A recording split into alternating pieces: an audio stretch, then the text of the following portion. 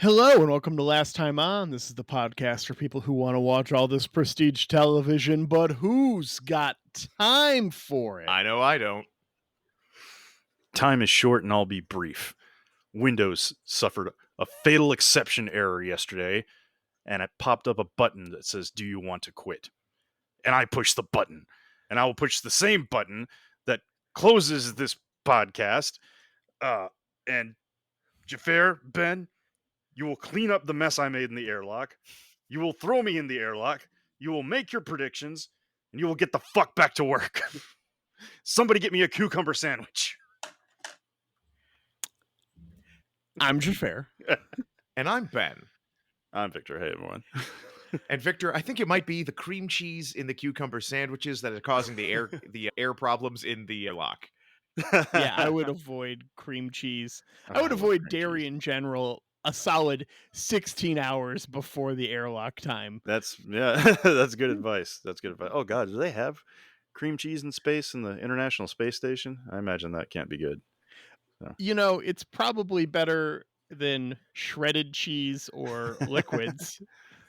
Speaking of which, did we talk about this last time on the pod about, because in our very first episode of The Expanse, we had the 0G bone zone. Yes. Yeah. And we were talking in the Discord about, someone mentioned, or I don't know, how you can't thing fart I've always in space. Yeah, you can't fart in space, because I always wondered, do astronauts in the space station, when they fart, do they get like a little boost? And do they like go in one direction? I remember I've read stories where it's actually just your stomach feels terrible because there's nothing pushing the gas down. Right. Yeah.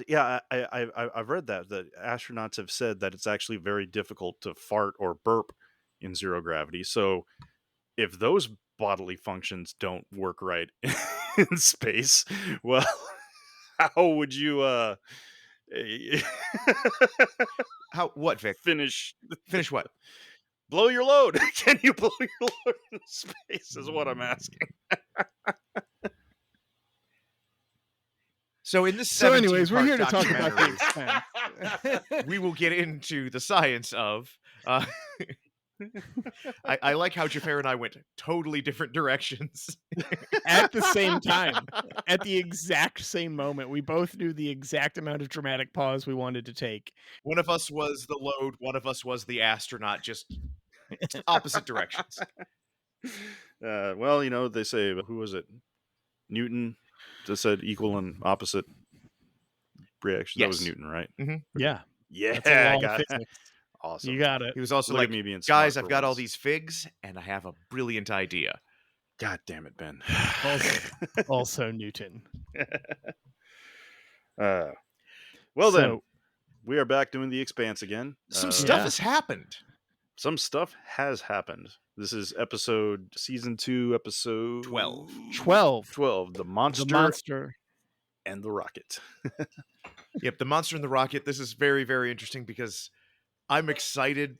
We are clearly at a point where significant things have happened that Xhafer, you and I have absolutely no idea.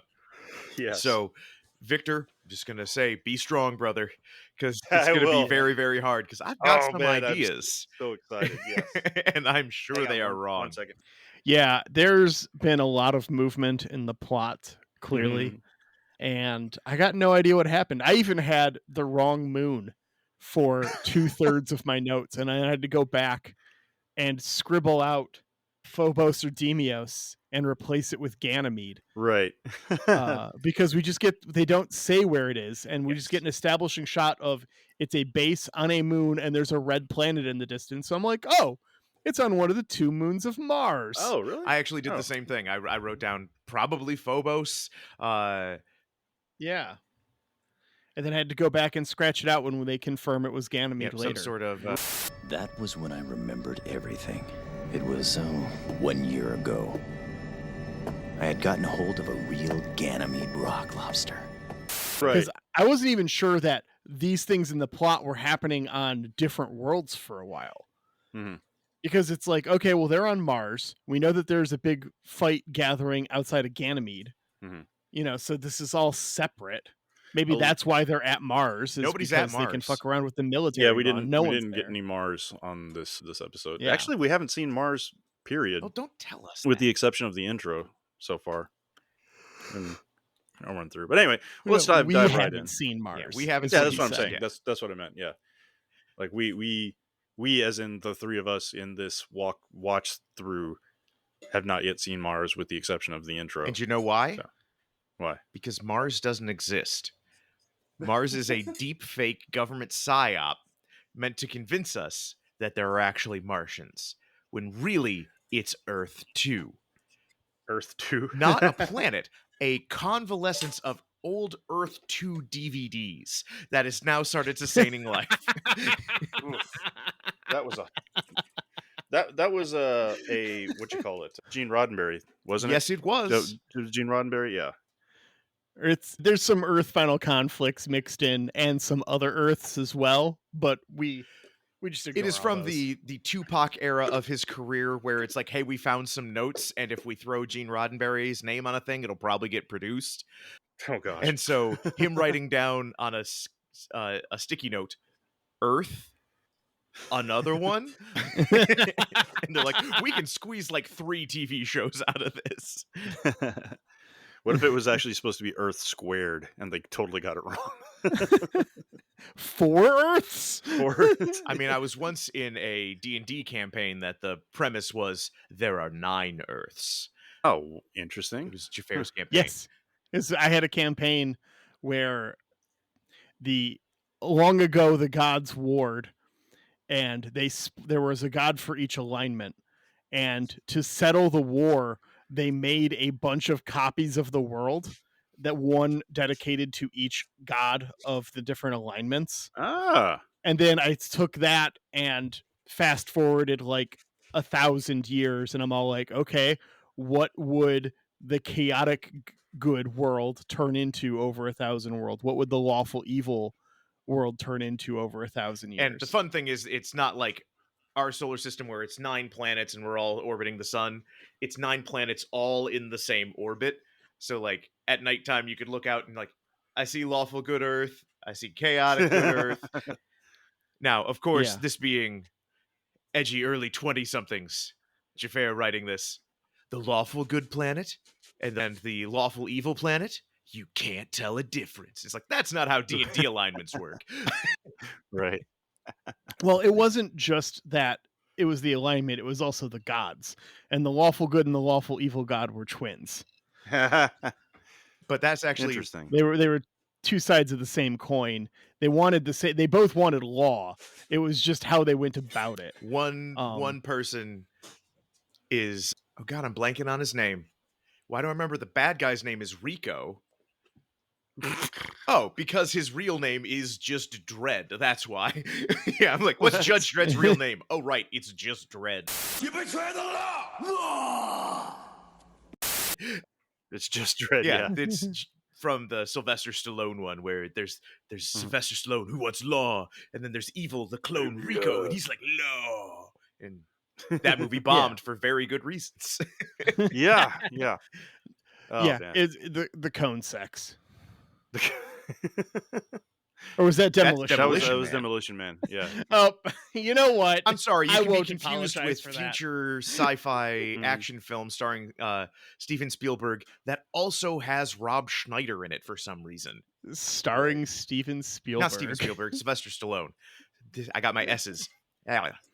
Yeah. Anyways. Yeah. No, that was a fun little campaign. Oh, the thing I wanted to point out, that was one of my favorite characters I've ever played, because it was a true neutral paladin on a planet that's whole existence. How does that work? Well, my god is true neutral. And because of this is something I actually very much applaud Xhafer for, the true neutral god is like obsessed with true neutrality. So like For every good thing that happens, a neutral and evil thing must happen. For every lawful thing that happens, a neutral and chaotic thing must happen. And as a paladin who has given myself over to this god, basically every so often, I would roll a die and I would shift my alignment to make different stuff in the world happen in order to create a worldwide balance. You guys play some weird fucking D&D games, man. We do. We have a lot of fun with Oh, it it. was awesome because my character might just suddenly, hey, now I'm lawful evil, or I'm lawful neutral, guys, so better be following the rules. Oh no, now I'm neutral evil. Like, I'm gonna mess up that bus full of orphans.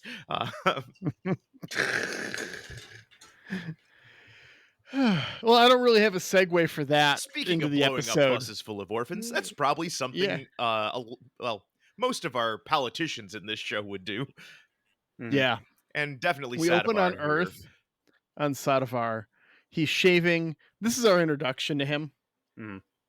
We get a Uh, deep thought, or what's a contemplative, reflective shaving scene. Yeah. yeah, and we get some of the details of this throughout the episode. This guy is the prime minister, president equivalent He's somebody in the UN of their government. I believe he's Yeah. more of a minister of defense. They refer to him as secretary. Okay. Yeah. Yeah. And so he's in some position of power. We know that there's this hearing over what happened on Eros. They say that that's what the hearing's for a couple of Now, times. Xhafer. We know about. Let me finish sorry. the thing so I can ask you the question, Ben. Fuck off! I already have it in my notes. We know that he helped turn a Martian. We find out later to learn more about the proto molecule, which is the whole thing in this story right now. And Saralit was kind of like his mentor, but is also the undersecretary right now. Right. So there's a whole thing there going on, but he's clearly tortured. Yes. And so, Ben, I have to ask you, besides the things that we know about, what happened to her? What the hell happened? Can't explain. But I got the van. I like how you called dibs on the first Wahop on Earth. Well, also, I Well, it's because he literally stole it from me last time. Okay. I had to add a new one in at the end of the episode because I had one planned at the very beginning, and he heard me at the exact moment. Fair so enough. I just rolled with Fair the enough. punches, but you're not doing it to me twice, Curly. Well, Xhafer, I want to ask, in your opinion, Yeah.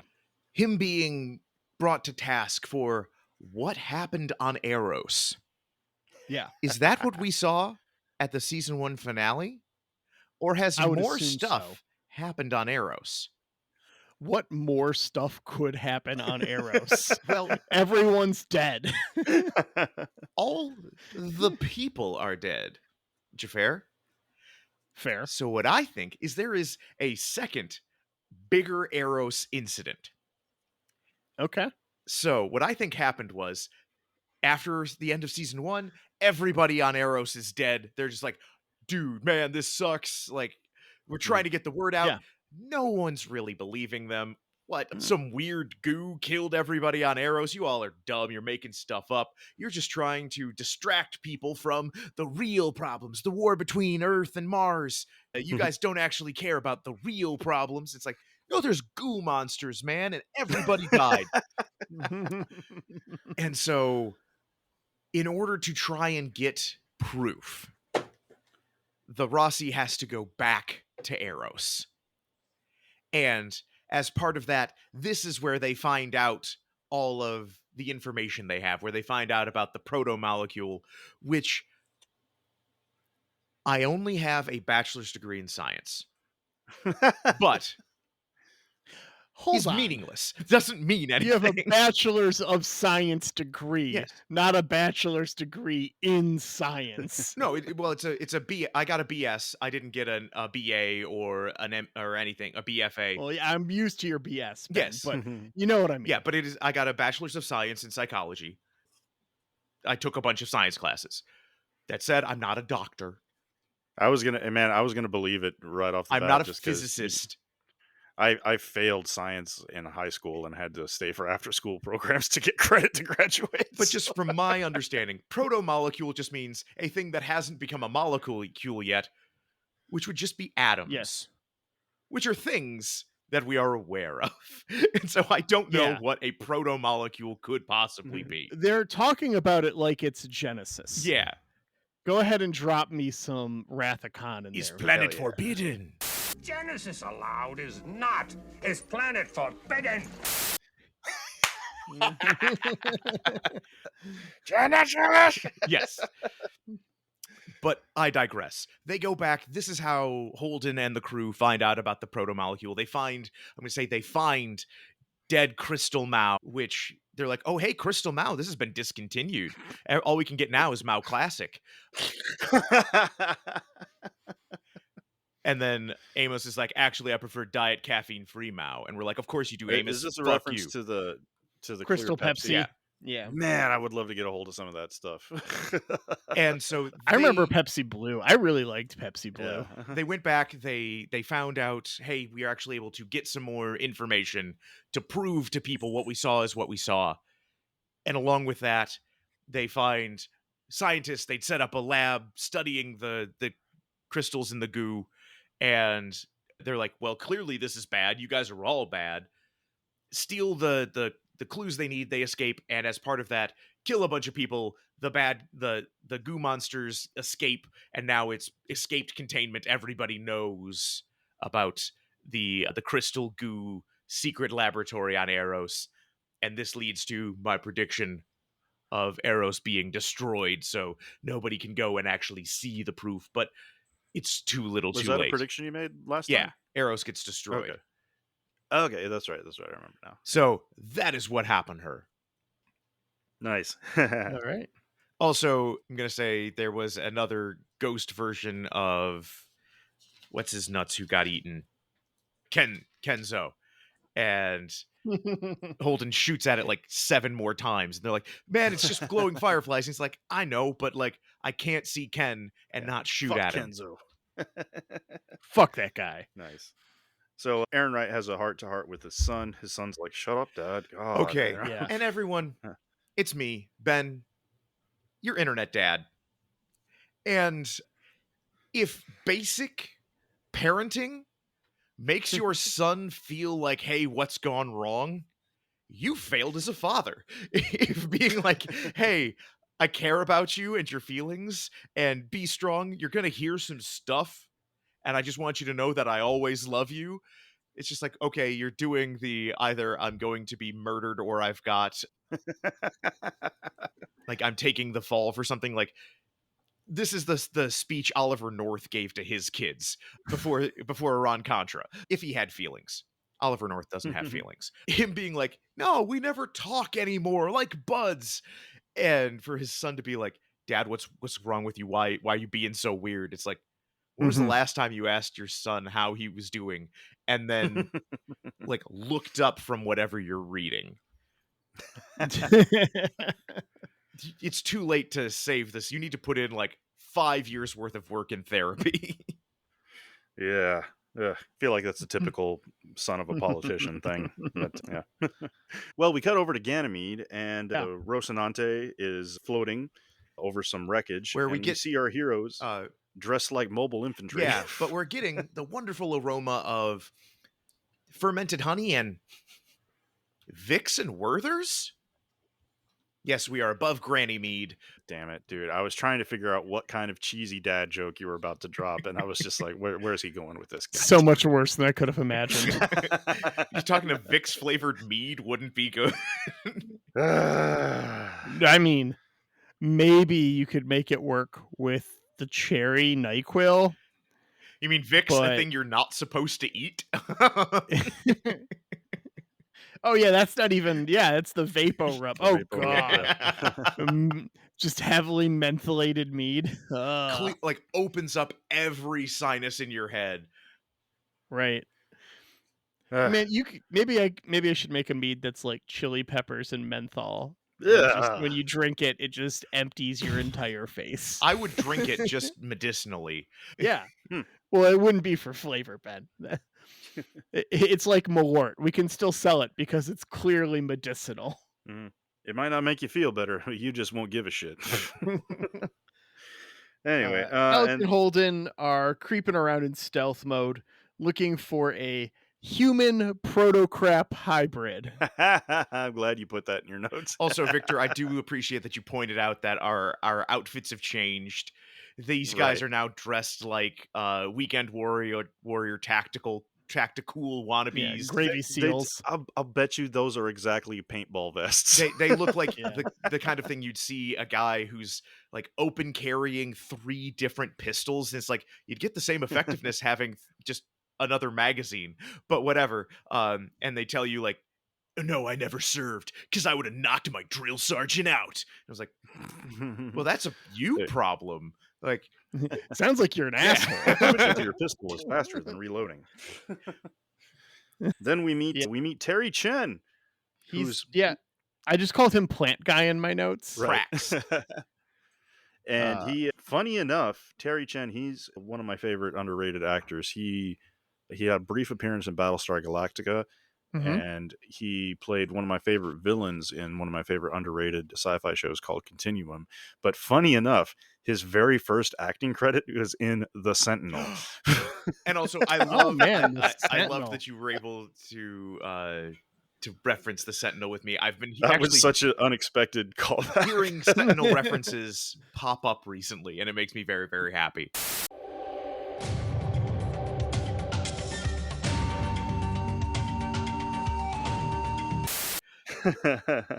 Nice. But they are searching. His pad. Did you catch this?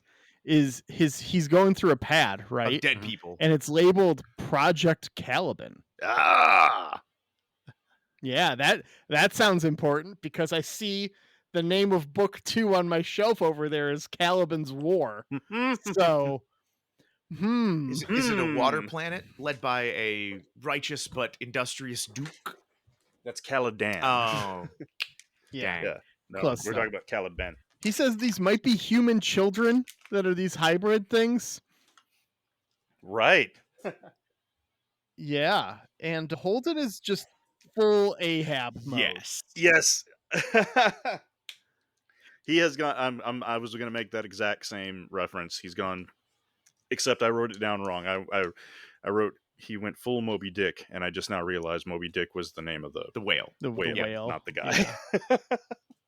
I mean, the whale also arguably has a grudge against Ahab. I think he was just being a whale.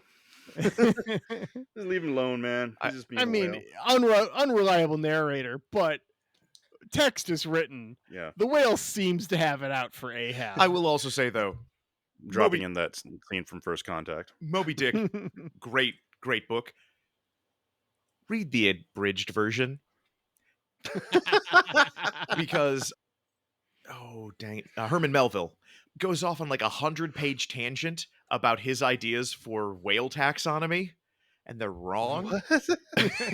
And so it's like, Was not aware. That's interesting. yeah, it's like if you're reading Lord of the Rings and then in addition to all of his other tangents, Tolkien is like, and this is how we should classify trees. And you're like, okay, yes, but in the 100 years since then, we've figured out a lot of science. And no, you're wrong. Sorry, George. Oh man, at some point we need to have a discussion about sci-fi authors, famous sci-fi authors inserting their personal views, because I have some things to say, specifically about Dune.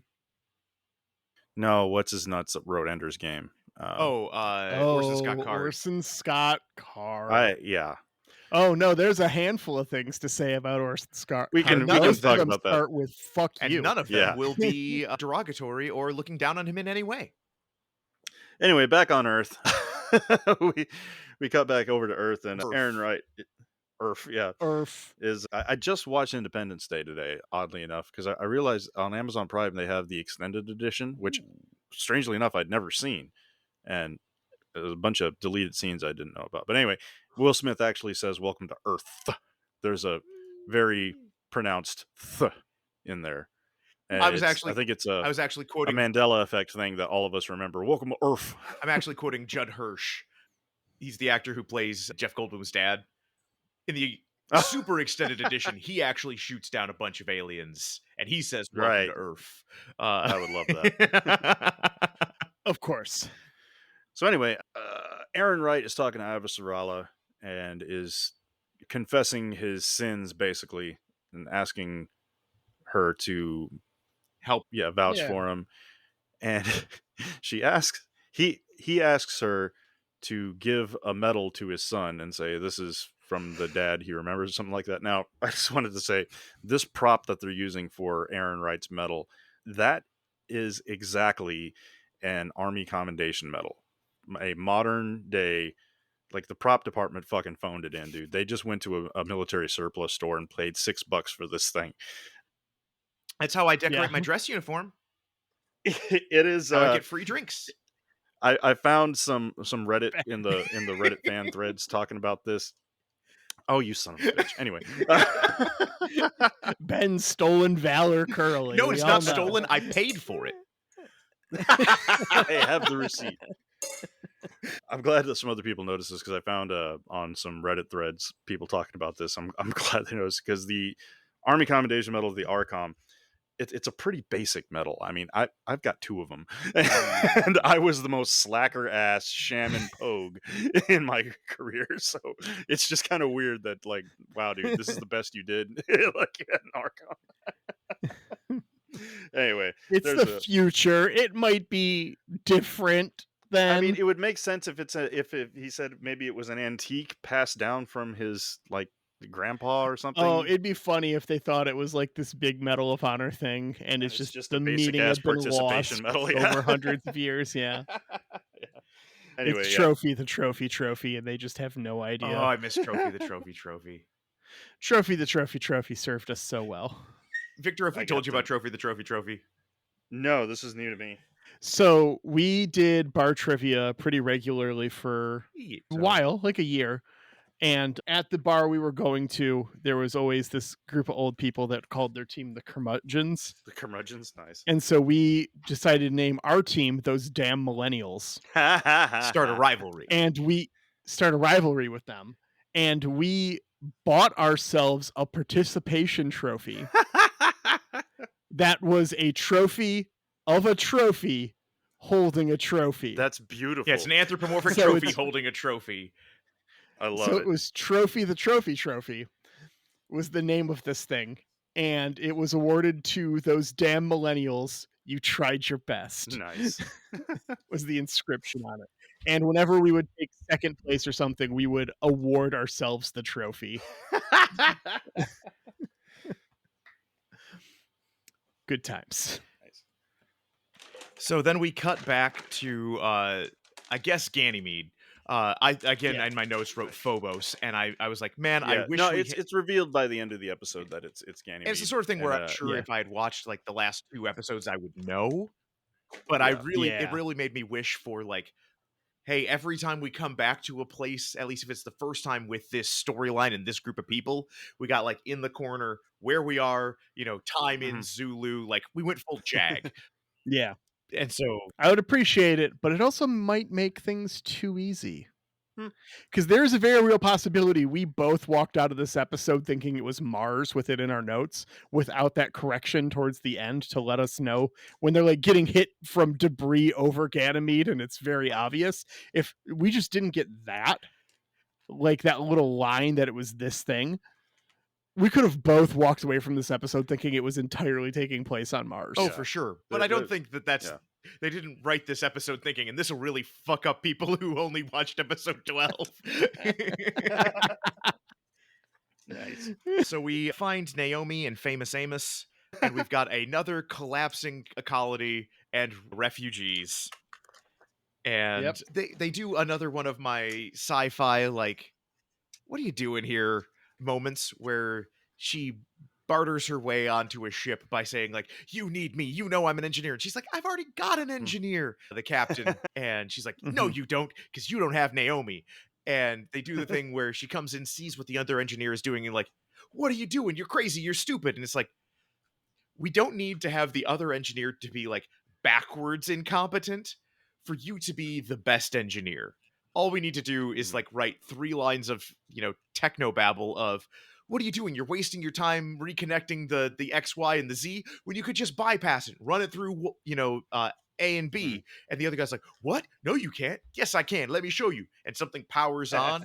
And him to be like, oh my gosh, you're actually a really good engineer. Why does he have to be like stupid incompetent?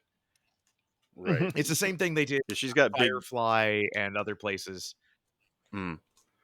She's got big Scotty energy going. Yeah. Here. But Scotty Yeah, always he's a pretty was just good like, engineer, I gotta say. most of the time, at least with other Starfleet engineers, it was, you know what you're doing, but you don't have the hands-on experience to know what the system will actually take. And this guy just feels like, hey, you just got your pants pulled down on your one chance to escape this planet, or this moon. So we meet Melissa here, who is the captain of they said it at the very end, but her shirt says Gemini 3, so I wrote the captain of the Gemini 3 for most of my notes. Yeah, that was weird. But she's captain of the somnambulist, which, Victor, what is a somnambulist? Uh-huh. It's someone who sleepwalks. Hey, Texas education serving you well. Yeah. Well, that's the full. Okay, this is not a spoiler because it's just a little background detail. The full name of the ship is the Weeping Somnambulist, which it's the Crying Sleepwalker. That's the weirdest fucking name ever. I don't. Got to name your ship something. Everything else is taken. That is, yeah. I don't know. I got nothing. I noted that based off the logo that this was a division of Ruger as well. Oh, I didn't even catch that. Yeah. She calls Naomi and Amos shit magnets. And man, I'm going to start using that at work. Oh, yeah. Like, this project's a real shit magnet. Hell yeah, that's a good one. He starts repairing the ship. We meet Bobby. Yes. Who's pissed back on Earth. Oh, did they actually mention her? Oh, they actually mentioned her name, I guess. So X-Ray is fucking awesome, dude. Oh, is it? And then who comes in to talk to Bobby? Nick Terabay, baby. Yes. Another one of my favorite actors. Who I used in a previous recasting, if you will recall. Yeah. Because I also love Nick Terabay. And he is playing the fixer who works for Avasarala. Mm-hmm. And I was so excited. He has played such a great villain in Spartacus. Like, I want to say that he set a record for the number of betrayals in one series. Like, he betrayed everybody. Well, to the point where they're making a new Spartacus TV show that is called The House of Asher, which he is really dead at the end of that show. But I don't care, because if they're able to be like, but did you die? Yes. But I lived. I'm like, I don't care. I want more Nick Terabay. Wait, are you serious? Yeah. Is that actually a thing? You're making a joke? They're making a spin-off Spartacus, which... Oh, that's badass. They always should have done, because the thing about the TV show Spartacus is everybody loved the Ludus stuff. Yeah. And then when it became the whole Spartacus revolt, everybody's like, well, we kind of know how this goes. Really dropped. Right. And it's sad. And most shows don't end with everybody getting crucified for the 400 miles leading to Rome. But if you just made a show about a Ludus, you could you could actually have it kind of be like the prestige TV that has created the need for this show, where it's sort of like a Fargo or something else, where maybe I get a famous person. They only need to sign on for 2 seasons. Hey, would you like some security for 2 seasons? Great. And now you die middle of season 2. You've got your solid paycheck. We've got B-list celebrity in our Stars TV show.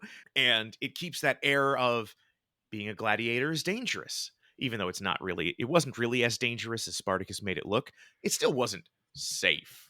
But I've read books about gladiators. Yeah. So yeah, Bobby is super pissed off here because last time on, make something up later and fill in this. God damn it.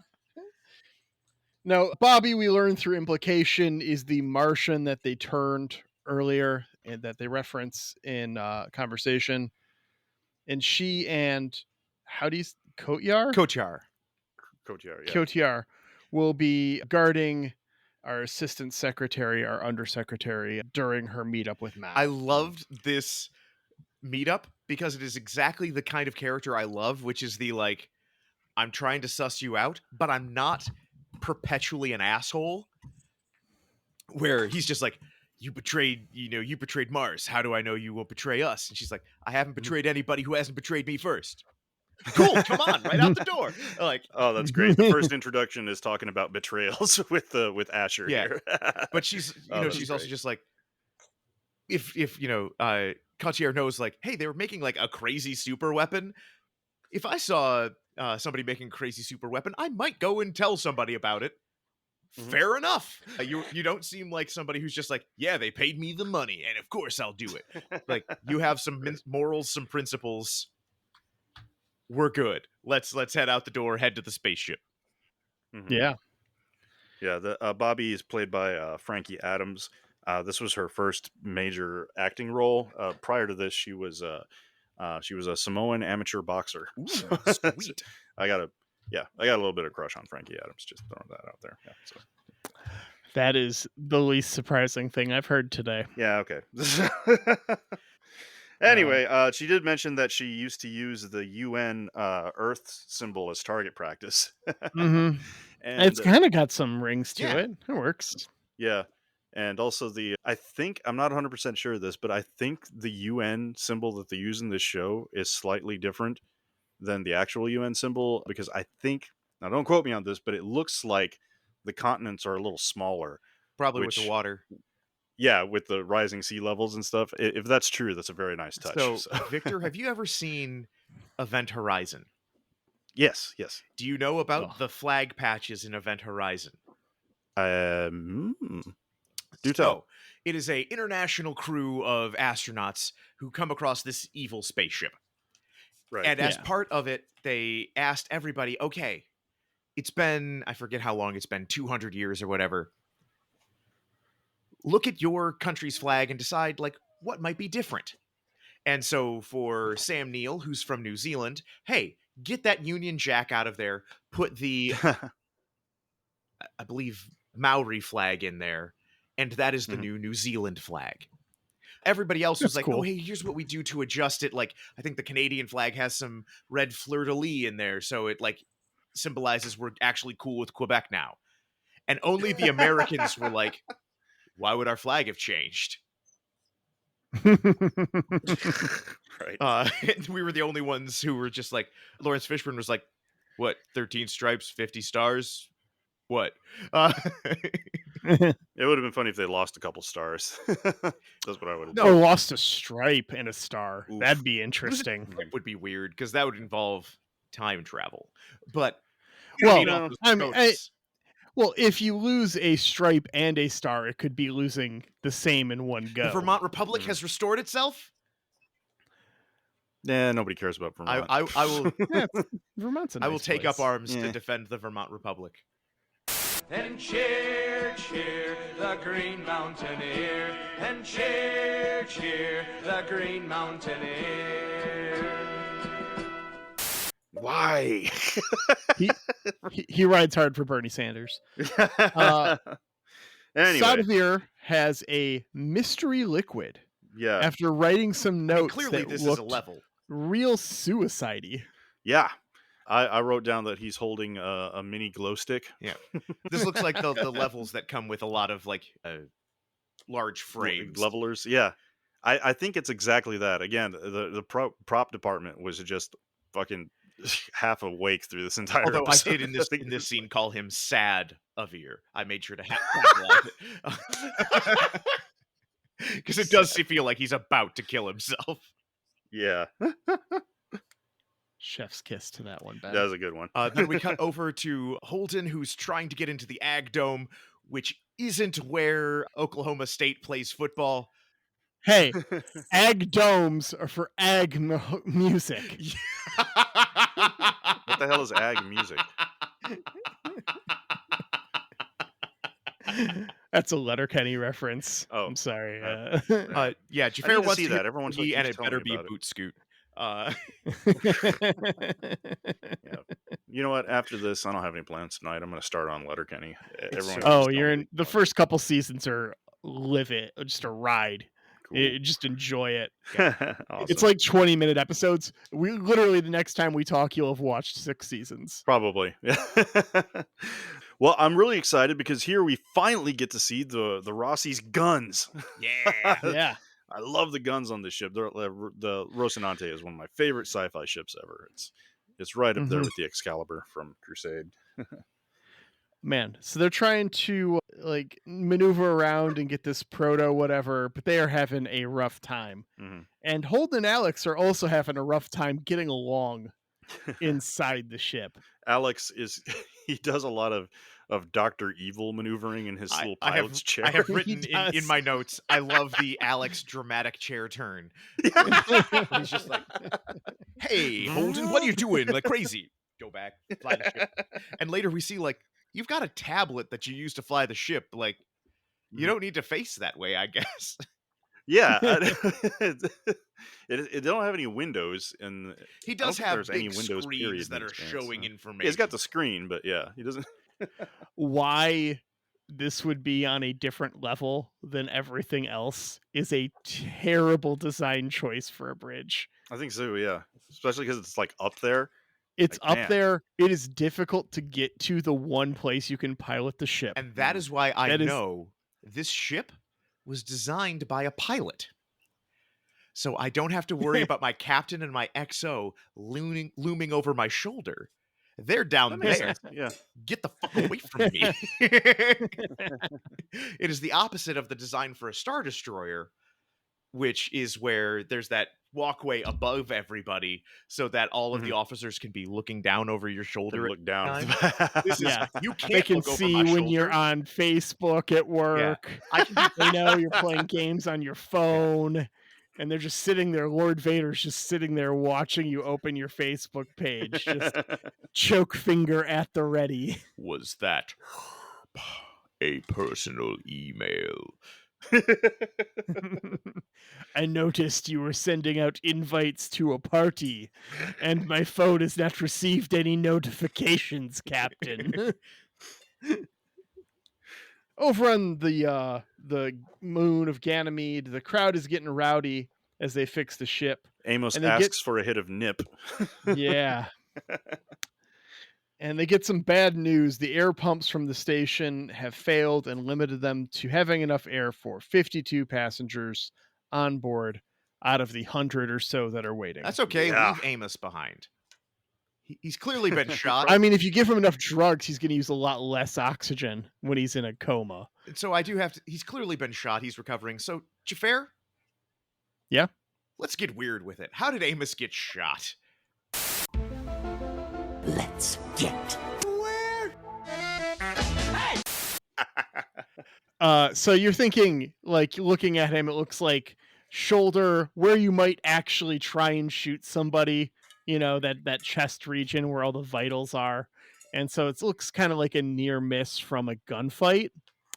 Not the case.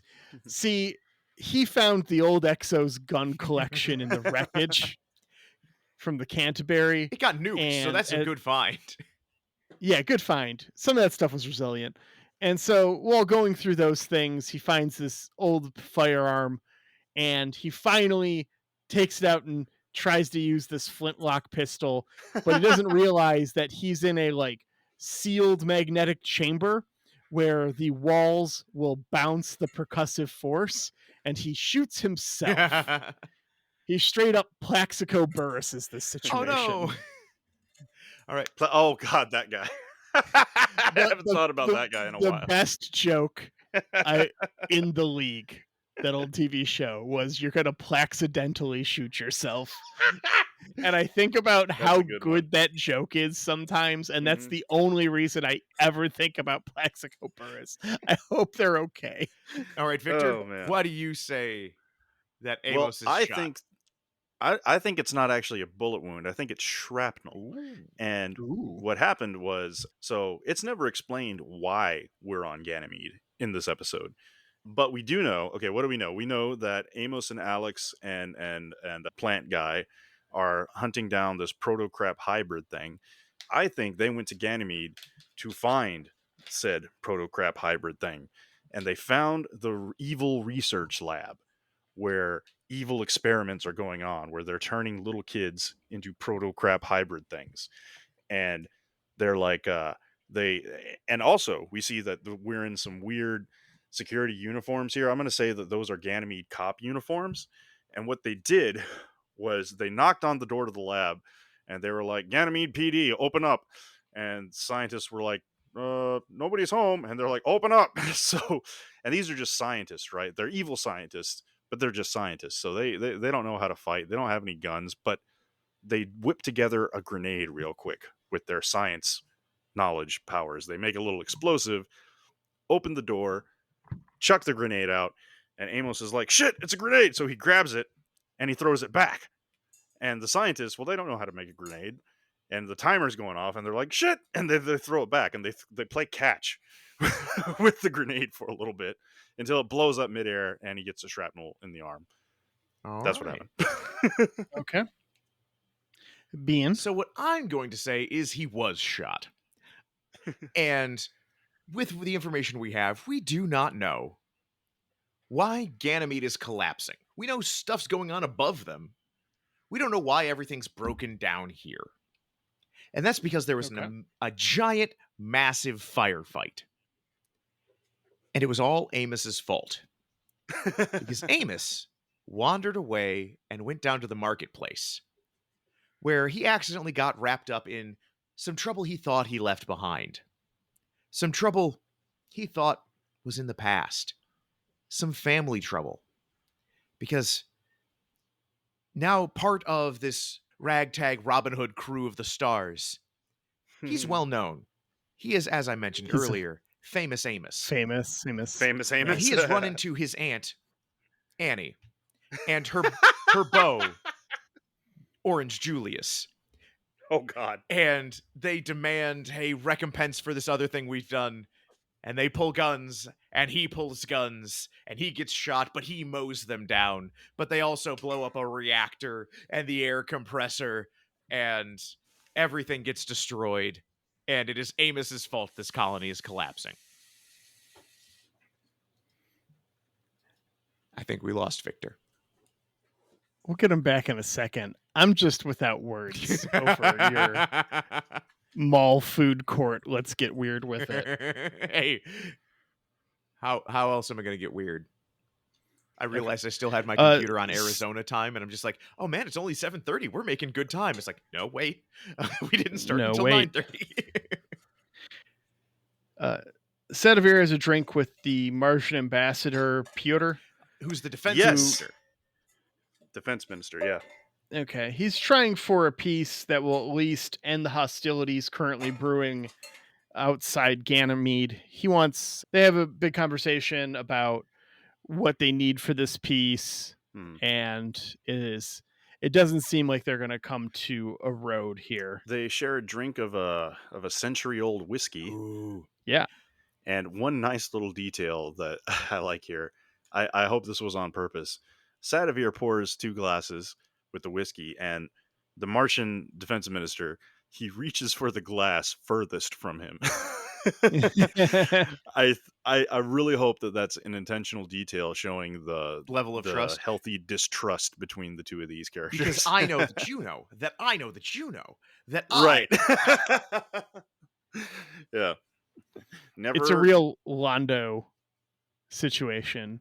In that episode where he's got the assassin after him and he thinks he's going to get poisoned, we see him do that in the background repeatedly. I thought that was Jakar.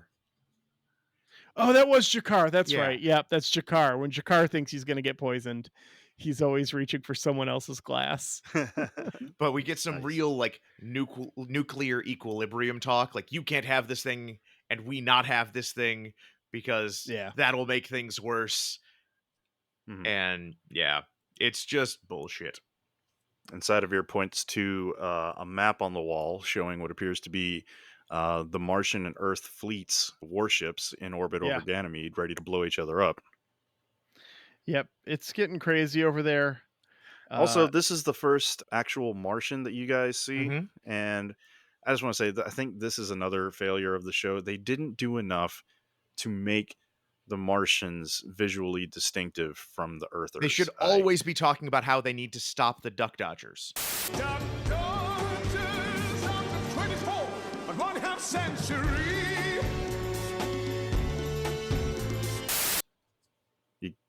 Yes, in the 21st and a half century. Yeah. Real short, big helmets. Yeah. Kind of Spartan thing going on, but not quite. Like they did a good job with the belters, they did feel like making them look scraggly and the facial tattoos. I think that was good. But with the Martians, they just look like regular humans.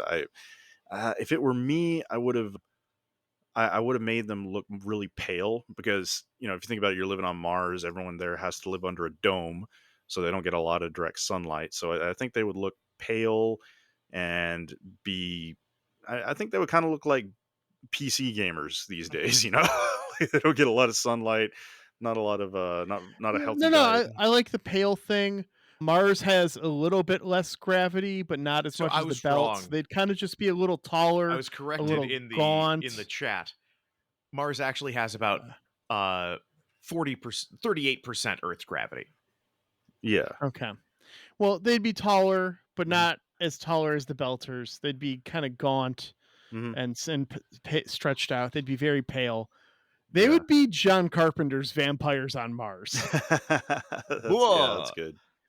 And also, I've come to suck you off because I live in the dome, and I'm all about dome.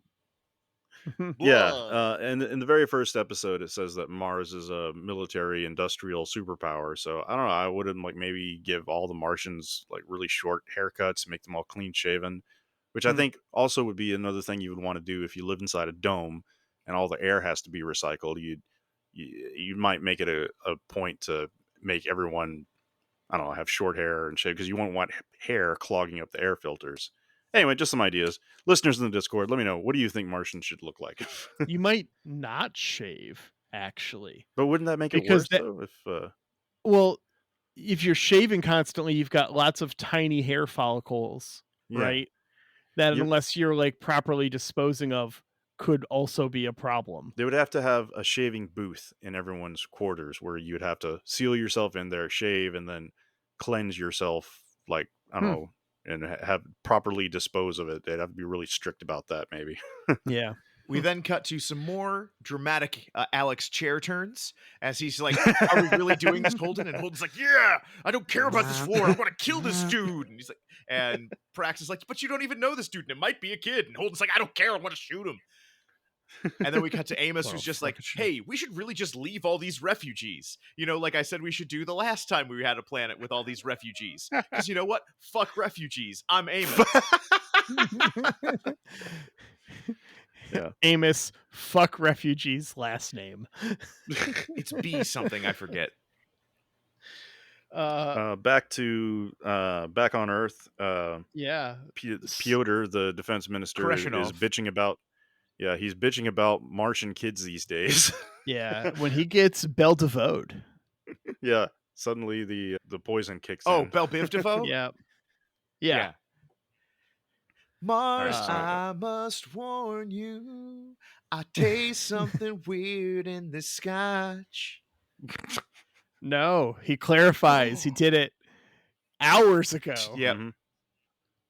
Attacking with a drug that only affects people who are taking the Mars gravity drug and also their specific DNA. So it's super, super targeted because it has to be someone taking the gravity drug and their DNA. Yeah. It's a real Mary Sue of poison. It's the Mary Sue of poisons. I think we just got our episode title. But yeah, Sadavir is just like, hey, you know how I'm a giant piece of shit? There's always going to be a giant piece of shit, which means everything will eventually be a weapon. And that's not anything that should make me be introspective. It just means we shouldn't have this thing that might be the next weapon. Avasral and crew arrive at the Martian neutral zone. Which the Bobby one and time we get Pyotr- told where we are. Yeah. Yeah. Bobby and Bobby and Coitier are quipping exposition at each other, while presumably Secretary Avasarala is puking in the lavatory. But we get a actually really good thing that we find out that Kotiar is why Avasarala's son is dead, Yeah. which is a Mhm. great like character thing because this will explain anything for why is this guy working for Avasarala? He accidentally killed her son. Why will Yep. he do anything she asks? Because he accidentally killed her son. This is just Mhm. like the perfect like this guy is mine forever useful character trope. It's not because he believes in, the UN or he was trained by her at the academy. It was like, no, I fucked up and I will be spending the Yeah. rest of my life trying to make right for it. And it Mhm. was just a wonderful Jeff's kiss bit of writing. Nice. They come on board the Jules Pierre Mao's ship, Just call him and Walter. Walter, yeah, Uncle Walter. Bobby proceeds to stuff her face with some cucumber sandwiches. Yes. She's like, ooh, I like this vegetables? because, well, I think it's because cucumbers in space, that would be kind of a sign of a Opulence? status Yeah. symbol. Yeah, For opulence, sure. exactly. Because Yeah. cucumbers require a lot of water to grow. So having fresh cucumbers in space, it's got to be, pretty expensive. On the other side, if you have enough water, cucumbers will fuck you up with how many cucumbers you get. Having grown cucumbers. But this is we get a great moment where Mao comes down and he's just like starting to be flowery and get to the point, and she's like, just tell me what the fuck you want. Yeah, she's great. And I love Bobby in the background, just nom nom nom nom nom. Back on the Rossi, Holden is still hunting the thing, while Alex witnesses a Martian ship getting blown up on his This is display the there. the big capital ship. Yeah. Now I Yeah. have to ask, do you guys think, or Xhafer, do you think Earth blew the ship up? Well, They definitively did. Yeah. They say so in the episode. Okay. yeah, Because we don't It was- see like torpedoes in space or anything. It just is gone. Yeah. yeah. Later, I we think- get the camera feed Oh, from the missile. Yes, he says, Yeah. hey, I did this. Yeah, okay, you're right. Yeah. I think we were meant to feel a little bit of uncertainty because it's a Martian ship and they've got that stealth tech that we don't really know a whole lot about. And so I think it was the Martian ship disappeared, but that doesn't necessarily mean the Martian ship was destroyed. It means that our sensors can't identify it right now. Mm-hmm. And in the very next scene, the Ganymede spaceport is starting to fall apart from the impact from the Yeah. debris from the Martian ship that just got blown up. Yep, and we Yeah. have what's How are they able to know about that though? Because they say that they can't use any kind of sensors. They can't use the radar and the lidar and everything earlier in the episode. So it's because in a couple scenes earlier, they received a big transmission, like a big traffic roll Mhm. transmission, because the Rossi is a Martian ship. We've established that. Yeah. And there was a transmission sent out to all Martian ships in the area saying to clear a path for the Caracum, which is the name of the ship that got blown up, Yeah. to specifically grant it clearance to land. So, Okay. yeah. So they were tracking it as it was coming in, and then suddenly it disappeared, and they're like, "Oh shit, it got blown up." So, Yeah, so we have problems happening down, and there is one guy who's been hired to guard the door, Champa, who I loved Champa. Like throughout my notes, I'm just like, the big belter guy. Yeah, the he's big, great. the big giant Southeast Asian man. And I was just like, okay, you know what you do?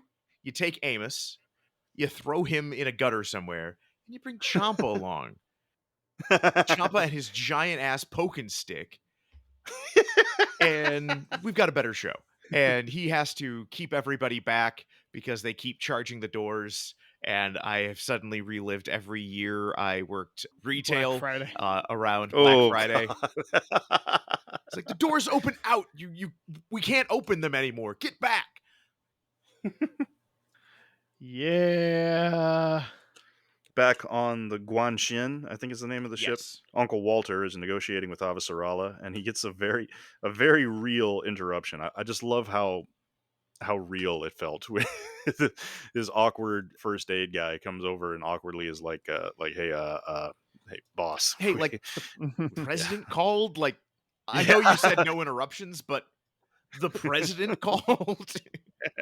Yeah. And I want to say I And loved my favorite bit of detail about the video they receive from Sadavir here is the progress bar moving across the bottom. I fucking hated that. That drove me crazy. But I loved just how like real it is. And how Well, every time the camera cut away and came back to it, it was at a different spot. It was driving me yes, crazy. it was not super consistent, but Yeah. I loved that that is a piece of technology that has persisted. Mm-hmm. Yeah. Well, and yeah, we get some epic villain-splaining speech from Sadavir here. You sly dog! You got me monologuing! I can't believe it! And then I guess Walter's goons were just waiting right outside the door. I mean, I would be. But yeah, basically it comes down to Walter was saying like, "Hey, you know what? I'll sell the information, like my access to the proto molecule to you guys too, just like I have to Mars, and you'll both have access to it, and everything will be back to square again, and you just have to deal with me again." And it's just like the same bullshit, both sides need to be equally armed Cold War stuff, except if instead of both the US and Russia having nukes, it's like Raytheon has nukes, and I'll sell it to both of you. And it's like, Yeah. you can see why this is bad, right? And then Sadavir's like, hey, you know what? Fuck you. Just come back. We'll deal. Also, shoot Christian in the face. Yeah, we end the Yep. scene with an epic Mexican standoff in space. Just a big old fuck you. Okay, I want to say, though, Avasarala. next time on, Oh. they have enough guards here. They could have immediately killed Christian, Bobby, and Kotyar. Yeah. They don't. Right. And I think it's because Mao is going to be is very much just like, hey, you know what? Avasarala, she's an asshole, but she's like an asshole who believes in stuff. Sadavir doesn't believe in anything. He is going to help Christian. He's not going to kill her. They're going to go back and take him out together. He is making the savvy business decision of, if I get rid of Sadavir, you know who's on my side and owes me forever? Avasarala. Yeah. And so I don't think this was as dangerous as Team Avasarala was thinking it was. It's actually just they're all real guns, and you can't fucking fire bullets in space. We have proved you can. You shouldn't fire guns in space. It's a bad It's a idea. very bad idea. So Back on Ganymede, Naomi decides to go and rescue the refugees, and Amos protests. She stabs Amos with like 3 doses of sedatives. which is when she should have dragged his dumbass outside or just to the nearest airlock. And then we get the tragedy of Belters. Yeah, where Champa, who has already been guaranteed 2 seats for doing this job, He needs 2 seats. is just like, hey, we're Belters. We were born knowing our lives are shit. We will die knowing our lives are shit. We will work. We will do what we need to do. We got 53 seats, kids and young people. And the rest of us, okay, we're Belters. And he starts letting the kids in. At this point, I would be starting to do some recalculations of like, hey, does a 6-year-old need as much, air? Like, can we just like squeeze another 5 people? I would think that kids require more air than adults. Less. Their lungs are smaller. There's less of them. Yeah, but they use them a lot more. Like, and so as having to babysit my ex-girlfriend's 9 and 10-year-olds, I know that they've got some fucking lung capacity. Shut the fuck up. But they let all the kids on. We see some couples broken apart, and then when it's time for the last person to get on Champa, he's like, no, actually, Naomi, you have plot armor, so you stay. He's like, you still have stuff to do. I'm just big guy with pointy stick. And it's just like, okay, yes, Naomi still has stuff to do. You know who doesn't? Amos. Drag his dumbass out. But it's also, this makes me sad because they were like, hey, we could just there's room enough on the ship to bring everybody. We can bet on finding some oxygen somewhere. And they're like, no, the Rossi won't come. We don't believe in it. And Naomi's like, but they totally will. And they don't bet on faith. They don't bet on the helpfulness of others. They don't bet on saving everyone. And they could have saved everyone. And Ciampa could have been a member of our crew. And he could have wanged somebody in the face with his giant stick. Instead, he stays behind. And I legitimately started tearing up because he gives an incredibly moving speech. It was. This scene was heavy, man. I really liked it. And yeah, it was a real tear jerker. Yeah. Where at the end, they're not like banging on the doors. They're just staring through the window, watching the people selected go through. Yeah. Which, as a person who admittedly is just looking for a hill to die on, I respect it. I wouldn't be banging at the door. I'd be like, yes, I have sacrificed myself. Somebody else will be living and I will be dying. Okay. Ben, damn it. See, this is why I've said before that if we're ever in space and the ship's going down, I'm giving you my seat in the escape. You would have to knock me out and drag me in there. You are a better man than I. You'd have to Amos me full of drugs and drag me in there. Otherwise, I'd be like, no, Victor, you go. You've got Daisy waiting at home for you. Dude, I'm a huge piece of shit, dude. You have morals. At least you're not. I cheat at D&D. Okay. Okay, no, you can die. You can die. We've found the line. Oh man. So the somnambulist takes off, gets told, "Hey, turn around," and it's just like, come on, man. Like, you can tell the colony is collapsing for some reason. They have no guns. Let them go. Yep. Then we get a Martian torpedo headed straight for the refugee ship. And then Alex saves the day with a literal gunship rescue. Yep. This was fun. I mean, it was like this was what was going to happen the entire time. Was never any doubt, but this was fun. If Arthur had some goddamn faith, they could have brought everybody. But yep. Arthur? Sorry, that is a Red Dead Redemption 2 reference. Oh. Some jazz horse. So they save the day here at the last minute, and Holden gets everyone to fuck off because of their super weapons on board that they're going to shove up the Martians' asses. Not just the Martians, everybody's. Everyone's asses. But what fucking super weapons, state of the art, are on this ship? I can see Victor wanting to talk about this so fucking badly. Yeah, I want to clarify, but you can't. Yeah. But what you can do is get weird with it with Ben and I. Oh, God. Let's get weird.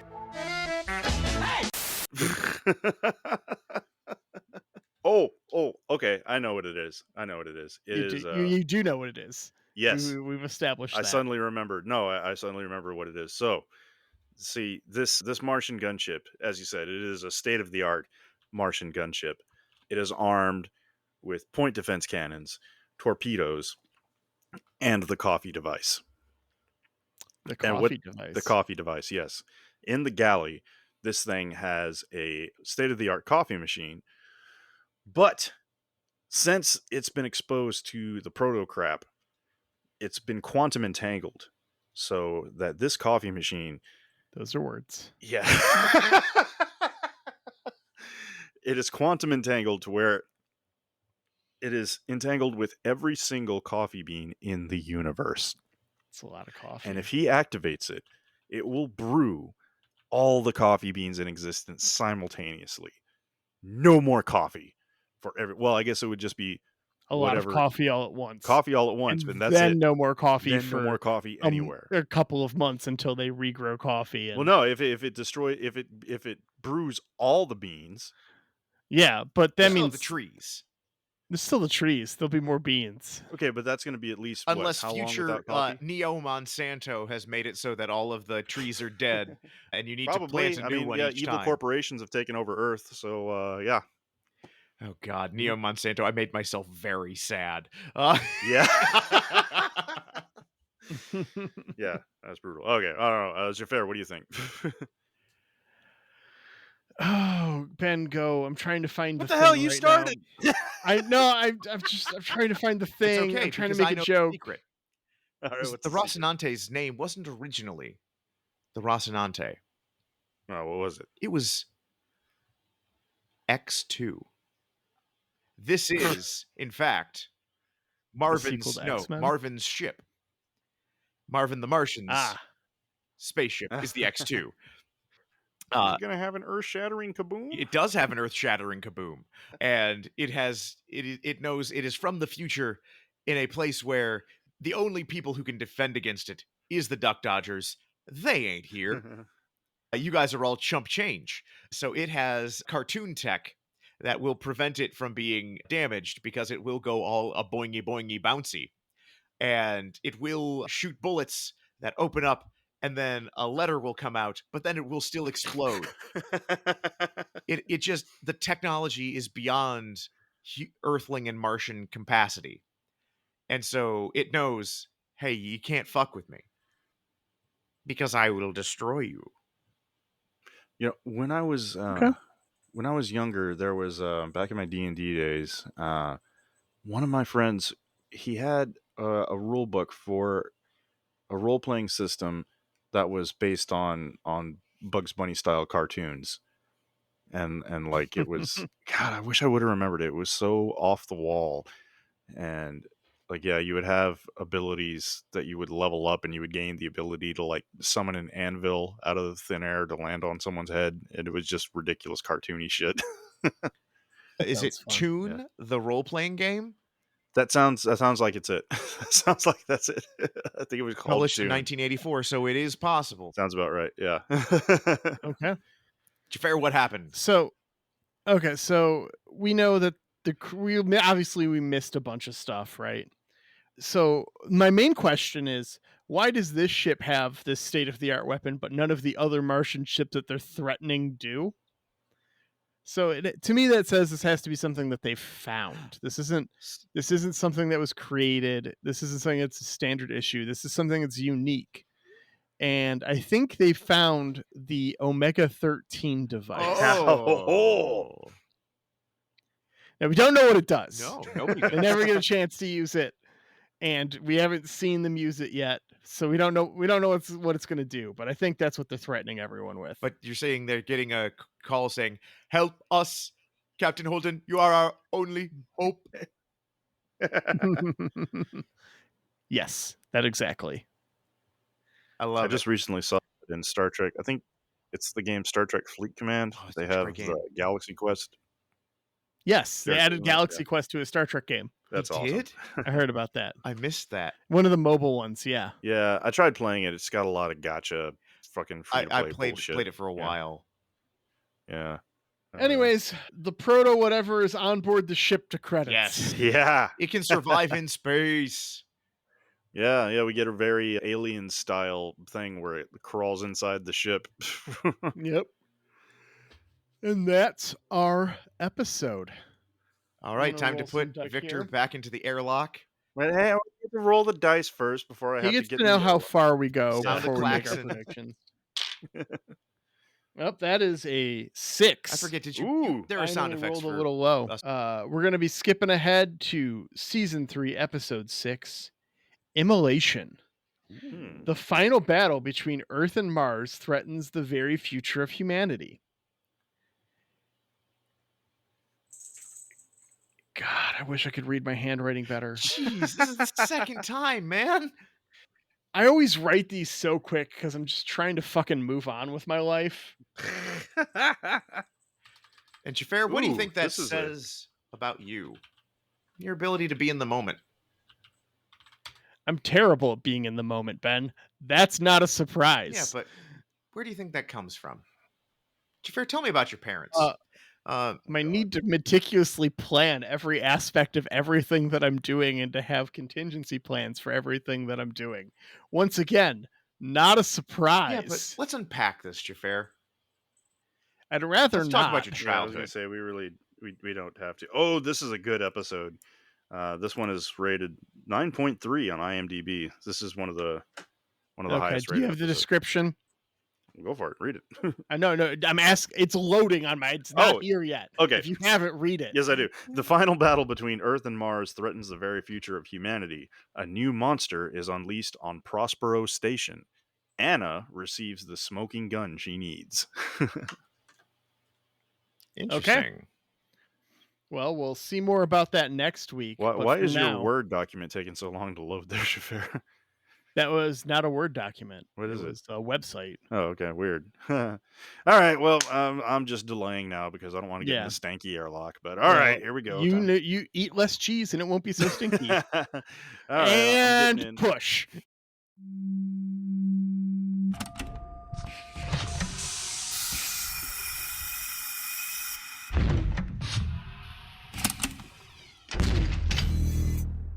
Okay, I'm gonna do it.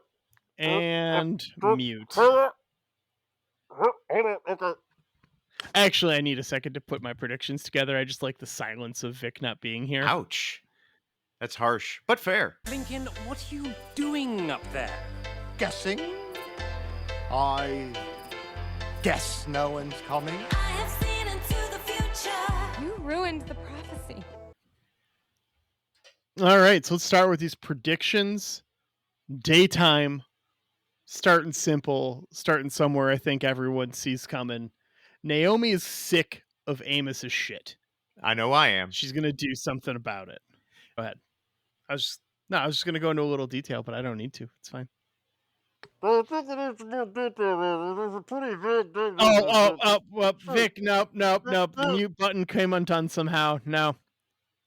Can't have that. No interference there, Vic. I'm just gonna keep my finger on the mute button now. I'll keep my finger on the eject button. Just to make yeah. sure. That's a good call, Ben. What's your daytime prediction?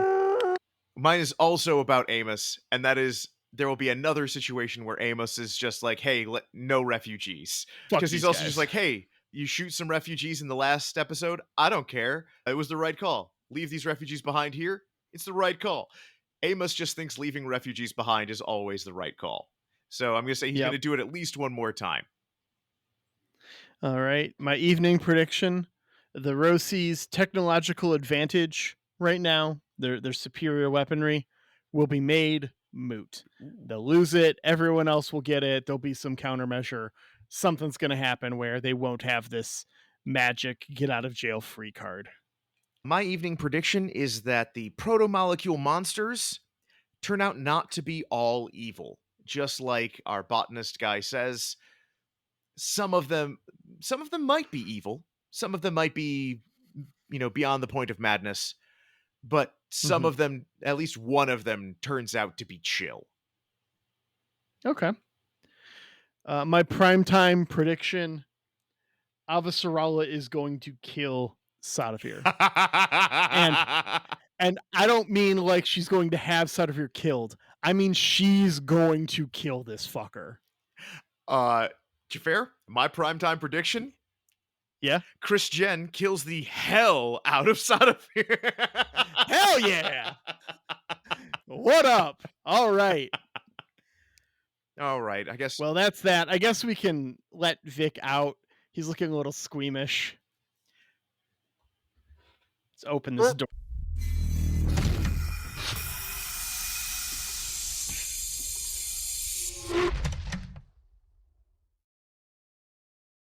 That was some bullshit, man. Okay, no, seriously, you got to get a little more specific about your number one predictions there, Xhafer. That was very vague. Oh, she's just going to do something about it. She's going to call him out on his bullshit. Maybe she punch him. Maybe she beat him up. I don't think she's going to kill him or anything. But I think the next time she thinks that this might happen, she will have proactively made sure that he doesn't be a dick about it. She's going to murder the shit out of him. I don't know. He seems like he's around till the finale for me.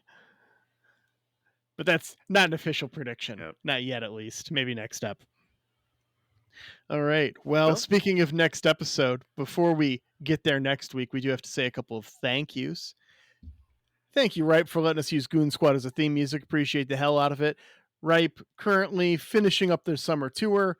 Haven't seen any winter dates announced yet, but pay attention to the social media and Those guys check are out. Always on tour, so yeah, we're sure we'll get some more dates soon.